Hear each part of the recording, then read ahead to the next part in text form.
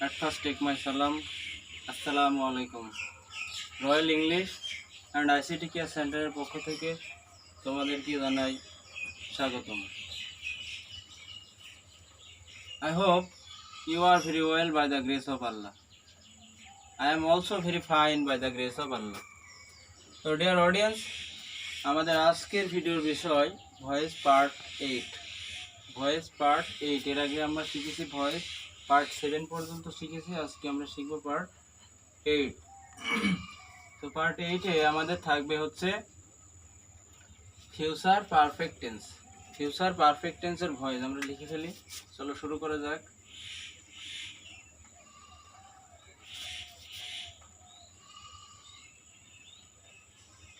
Future perfect tense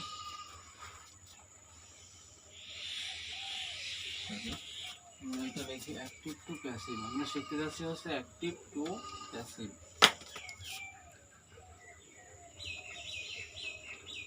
active to passive.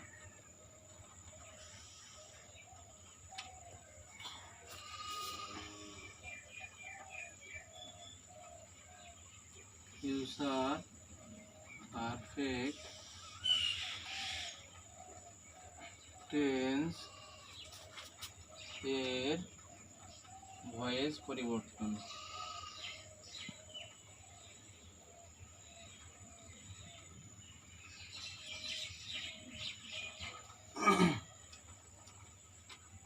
আমরা আজকে শিখবো ফিউচার পারফেক্ট টেন্সের ভয়েস পরিবর্তন। আমরা প্রথমে গঠনটা লিখে ফেলি। গঠন পূর্বের মতোই, গঠন প্রণালী সব প্রায় একই। যে অ্যাক্টিভ এর অবজেক্ট, প্যাসিভ এর subject, plus will have been বা shall have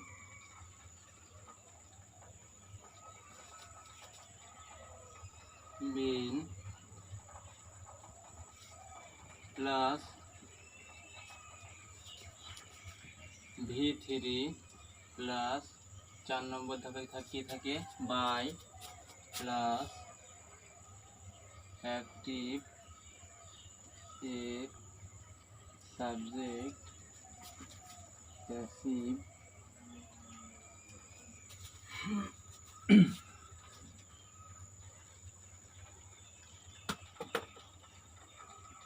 subject,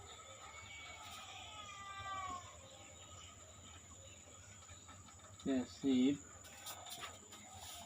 এর অবজেক্ট হবে।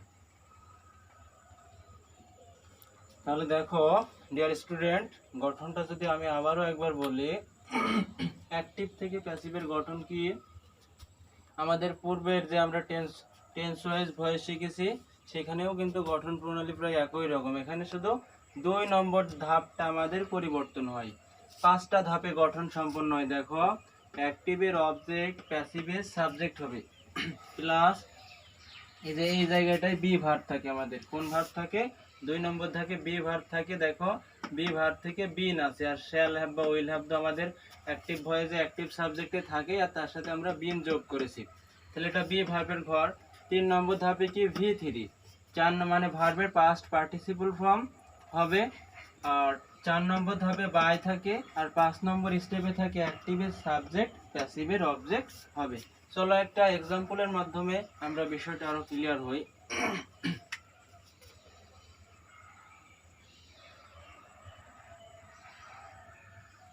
এক্সাম্পল,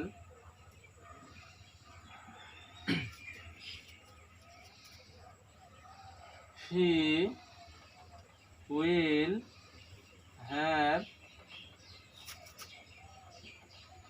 finished the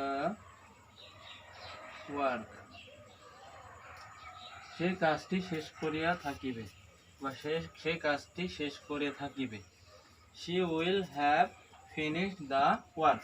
এখানে একটা বিষয় লক্ষ্য করো, সেটা হচ্ছে যে আমাদের যে অ্যাক্টিভ ভয়েসে অ্যাক্টিভ যে সাবজেক্টটা থাকবে অ্যাক্টিভ ভয়েস, সেটাতে কিন্তু আমাদের ভার্বটা V3-তে করাই থাকে, সেটার অলরেডি V3 থাকে।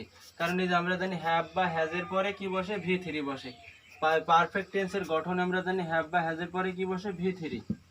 এই জন্য আমাদের এটাকে আর নতুন করে V3 চেঞ্জ করার দরকার নেই, এখানে এটা V3-তেই থাকবে, V3 রূপেই থাকে, ভার্বের পাস্ট পার্টিসিপল অবস্থায় থাকে। তাহলে আমরা যদি এটা প্যাসিভ করি কি দাঁড়ায়, যে the work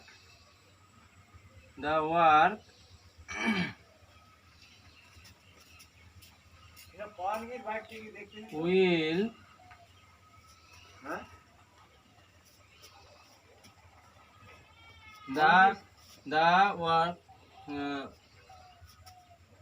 the work will have, তাহলে দেখো যে she will have the work,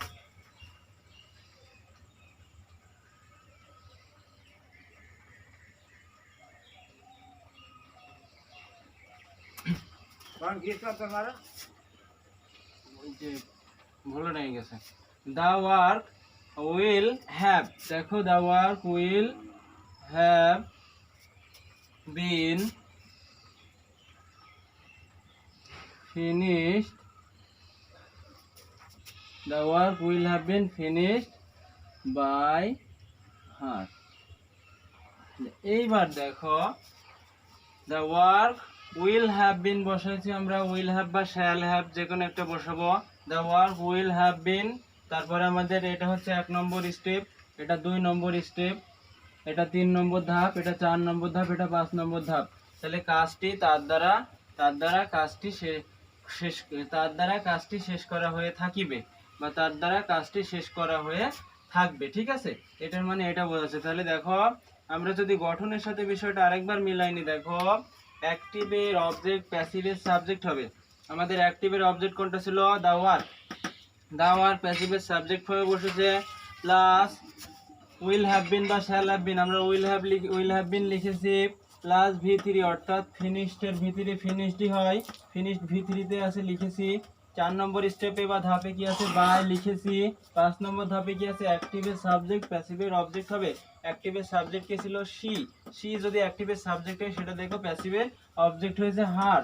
তাহলে এটার অর্থ কি দাঁড়ায়, যে তার দ্বারা কাজটি করা হয়ে থাকিবে, তার দ্বারা কাজটি করা হয়ে থাকিবে বা তার দ্বারা কাজটি করা হয়ে থাকবে। এবার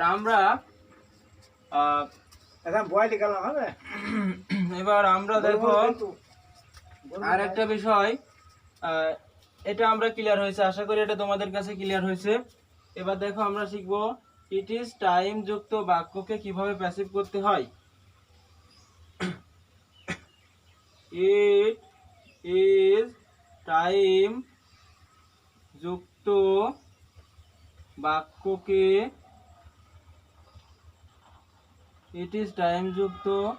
বাক্যকে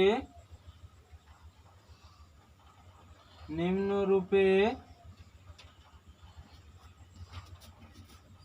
প্যাসিভ করতে হবে।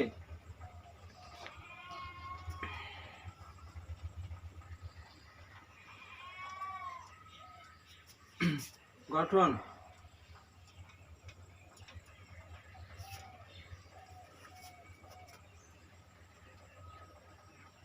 it is time plus for plus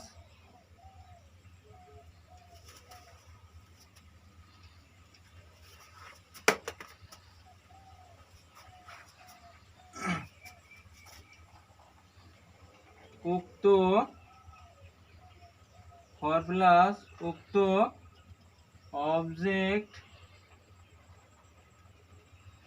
অবজেক্টটি plus to be plus V3 plus sorry এই পর্যন্তই। তাহলে দেখো গঠনটা আমি যদি আবারও আরেকবার বলি, ইট ইজ টাইম যুক্ত বাক্যকে নিম্নরূপে প্যাসিভ করতে হবে। গঠন ইট is time plus for plus উক্ত অবজেক্টটি, অর্থাৎ ওই যে অ্যাক্টিভ ভয়েস আমাদের যে অবজেক্ট বা ভার্বের পরে যেই শব্দ বা শব্দগ্রস্ত থাকে সেটাকে লিখতে হবে, সেটাকে আমরা এই উক্ত অবজেক্ট বলছি, ঠিক আছে। ভার্বের পরে আমাদের যে অবজেক্ট বা শব্দগ্রস্ত থাকে সেটাকে আমরা অবজেক্ট ধরছি। উক্ত অবজেক্টটি প্লাস টু বি প্লাস সেই লাস্টের ধাপে থাকবে V3 বা ভার্বের পাস্ট পার্টিসিপল ফর্ম। চলো একটা উদাহরণের মাধ্যমে আমরা বিষয়টা আরো ক্লিয়ার হয়। এক্সাম্পল,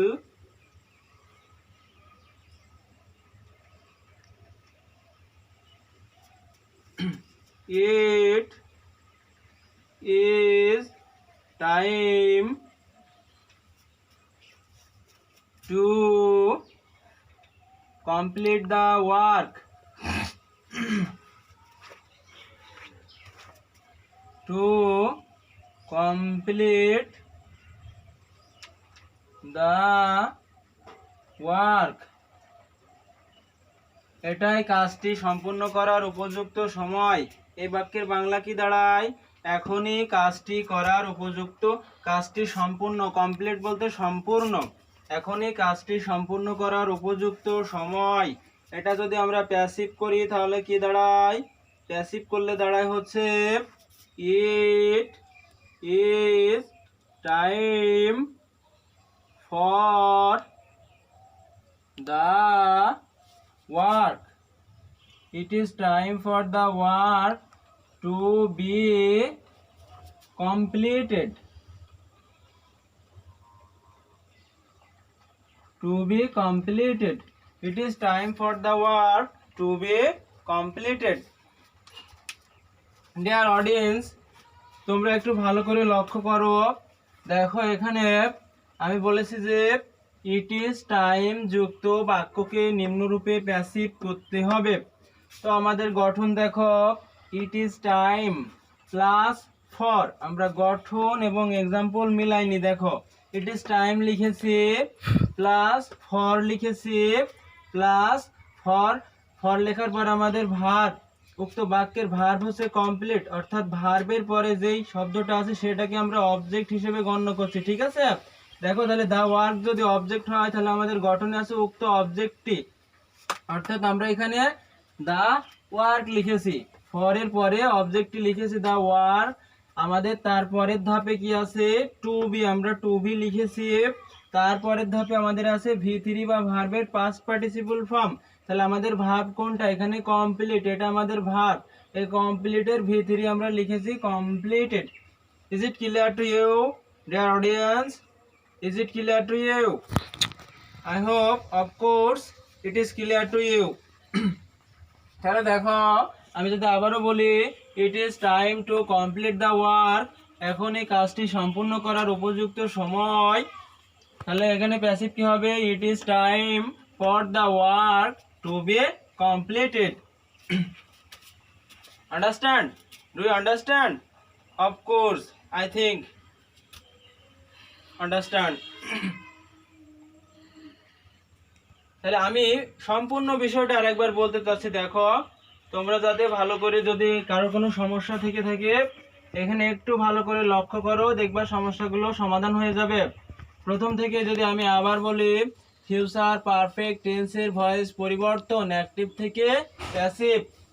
গঠন অ্যাক্টিভের অবজেক্ট, প্যাসিভের subject plus will have been বা shall have been plus V3 plus by plus অ্যাক্টিভের সাবজেক্ট প্যাসিভের অবজেক্ট হবে। অ্যাক্টিভের সাবজেক্ট প্যাসিভের, এইবার আমরা উদাহরণের সাথে মিলাইনি। দেখো she will have finish the work, সে কাজটি শেষ করিয়া থাকিবে। প্যাসিভ কি হবে? The work. আমাদের অ্যাক্টিভের অবজেক্ট কিন্তু দ্য ওয়ার্ক, আমরা অ্যাক্টিভের অবজেক্টকে প্যাসিভের সাবজেক্ট হিসেবে লিখেছি, গঠনের সাথে আমাদের অবশ্যই মিলছে। এবার 2 নম্বর ধাপে আমরা বলেছি উইল হ্যাভ বিন বা শ্যাল হ্যাভ বিন লিখবো। আমরা দেখো 2 নম্বর ধাপে উইল হ্যাভ বিন লিখেছি। 3 নম্বর স্টেপে আমরা কি V3 অর্থাৎ ফিনিশ লিখেছি V3, এটার V3 এখানে থাকে, V3 লিখেছি ফিনিশড। 4 নম্বর ধাপে কি থাকে? বাই। আর 5 নম্বর ধাপে অ্যাক্টিভের সাবজেক্ট প্যাসিভের অবজেক্ট হয়। অ্যাক্টিভের সাবজেক্ট কি ছিল সি, সি দেখো প্যাসিভের অবজেক্ট হয়েছে হার, তাহলে তার দ্বারা কাজটি শেষ করা হয়ে থাকিবে। এইবার দ্বিতীয় নম্বরে আমরা যেটা করেছি সেটা হচ্ছে ইট ইজ টাইম যুক্ত বাক্যকে নিম্নরূপে প্যাসিভ করতে হবে। ডিয়ার অডিয়েন্স, একটু ভালো করে গঠনটা ফলো করো, বিষয়টা তোমাদের কাছে ক্লিয়ার হয়ে যাবে। ইট is time plus for plus উক্ত অবজেক্টটি, অর্থাৎ আমাদের এই বাক্যের ভার্বের পরে যে শব্দটা থাকবে সেটাকে আমরা অবজেক্ট হিসেবে গণ্য করছি। উক্ত অবজেক্টে প্লাস টু বি প্লাস ভি3 অর্থাৎ ভার্বের পাস্ট পার্টিসিপল ফর্ম। এবার উদাহরণের সাথে মিলাই নাও। ইট ইজ টাইম, আমরা ইট ইজ টাইম লিখেছি, প্লাস 2 নম্বর ধাপে ফর লিখেছি, প্লাস উক্ত অবজেক্টটি দা ওয়ার্ক লিখেছি, প্লাস টু বি লিখেছি, প্লাস ভি3 লিখেছি। তাহলে এটার বাংলা কি দাঁড়ায়? It is time for the work to be completed, কাজটি সম্পূর্ণ করার এখনই উপযুক্ত সময়। ডিয়ার অডিয়েন্স, আজকে এই পর্যন্তই। তো তোমাদের কাছে আমার ছোট্ট একটি রিকোয়েস্ট, ডিয়ার স্টুডেন্ট, তোমাদের কাছে আমার ছোট্ট একটি রিকোয়েস্ট, সেটা হচ্ছে যে তোমরা নতুন নতুন আপডেট ভিডিও পাওয়ার জন্য আমার চ্যানেলটি অবশ্যই সাবস্ক্রাইব করে নিবে। আমার চ্যানেলের নাম হচ্ছে রয়্যাল ইংলিশ কেয়ার সেন্টার। এই যে আমি এখানে লিখে দিচ্ছি, দেখো, royal English care centre, royal English care centre. তোমরা যদি এটা লিখে তোমাদের ফোনের মোবাইল ফোনের ইউটিউব অপশনে গিয়ে লেখো royal English care centre, search ইঞ্জিনের জায়গায় লেখো ইউটিউব অপশনে গিয়ে, ইউটিউবে গিয়ে যদি রয়্যাল ইংলিশ কেয়ার সেন্টার লেখো, তাহলে দেখবে আমার ভিডিওগুলো সব সিরিয়াল বাই সিরিয়াল চলে আসবে। তোমরা ওখান থেকে এই ভিডিওগুলো দেখে উপকৃত হতে পারো। এবং তোমরা যদি সাবস্ক্রাইব করো, লাইক দাও, তাহলে এই বিষয়গুলো আমাকে আরও উৎসাহিত করবে নতুন নতুন ভিডিও তৈরি করতে। সুতরাং আমি আশা করি তোমরা অবশ্যই আমার চ্যানেলটা সাবস্ক্রাইব করবে এবং ভিডিওগুলো অবশ্যই লাইক দেবে। থ্যাঙ্কস অল, আল্লাহ হাফিজ।